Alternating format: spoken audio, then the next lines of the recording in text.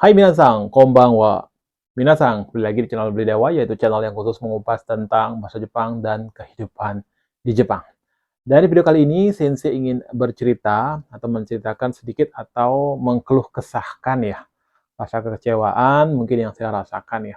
Ini ceritanya kemarin mungkin teman-teman yang sempat melihat upload dan video saya di fanpage saya, bahwa saya setelah mengupload atau apa namanya itu meng-share salah satu siswa saya yang kabur setelah di Jepang ya. Setelah masuk Jepang itu mungkin kurang dari 6 bulan ya. Jadi si anak ini kabur tanpa ada cerita-cerita, tanpa ada sedikit apa namanya itu ya sharing-sharing dengan saya. Jadi saya dengar kabur juga dari orang lain.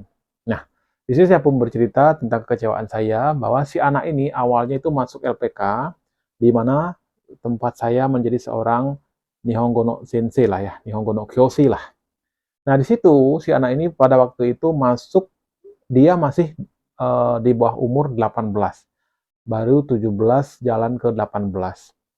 Nah, di sini si anak ini selalu merasa down karena kenapa? Karena dia ini susah untuk ikut interview karena umurnya masih di bawah 18.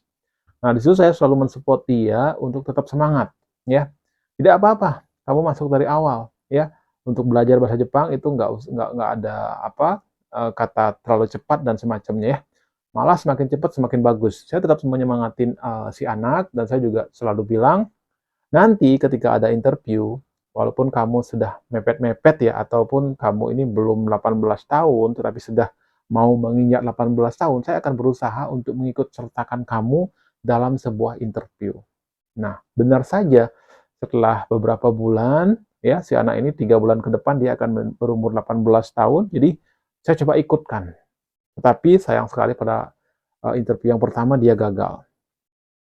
Dan yang kedua, saya usahakan lagi ya, biar bisa lulus gimana caranya ya, karena dia selalu datang ke tempat saya dan bercerita saya ingin cepat bisa ke Jepang. Karena ada hutang, karena ada membiayai keluarga, membantu perekonomian keluarga dan semacamnya bla bla bla. Nah, itu terdorong lagi nih saya untuk bagaimana caranya saya mengakali si anak ini agar bisa cepat ke Jepang. Karena image-nya waktu itu adalah anaknya benar-benar majime, benar-benar ngedengerin apa yang saya sampaikan dan semacamnya. Tetapi alhasil setelah masuk Jepang, sebelum belum ya, belum lewat 6 bulan atau bahkan masih kurang 6 bulan, si anak ini sudah melakukan yang namanya mencoreng, yang saya anggap mencoreng nama baik saya. Anak ini kabur. Dan padahal saya juga tidak, bukan gimana ya, saya tidak terlalu mempermasalahkan anak ini kabur sih. Cuma yang saya sayangkan adalah kenapa tidak ada diskusi dulu dengan saya, ya. Minimal sensei, saya merasa tertekan di tempat kerja, saya merasa tidak nyaman di tempat kerja karena begini, karena begitu. Nah, mungkin setidaknya saya bisa memberikan advice atau masukan-masukan dan semacamnya. Nah, kemudian yang perlu saya tekankan di sini ya, buat teman-teman atau bahkan untuk pihak keluarga dari orang yang bersangkutan, saya nggak sebut nama ya. Jadi perlu dipahami bahwa si anak yang bersangkutan ini sudah tidak tanggung jawab saya ataupun LPK ataupun pihak Kumiai di sini. Karena si anak sudah berani atau mengambil jalan untuk kabur, itu sudah pasti si anak tahu konsekuensinya seperti apa. Ya, tanggung jawabnya juga sudah bukan Kumiai, bukan saya, bukan LPK lagi, tetapi itu sudah tanggung jawab mandiri. Ya, maka dari itu kalau terjadi apa-apa, jangan libatkan saya, Kumiai ataupun LPK-nya, karena si anak sudah pergi, sudah meninggalkan yang namanya atau sudah keluar dari yang namanya legal menjadi ilegal, ya.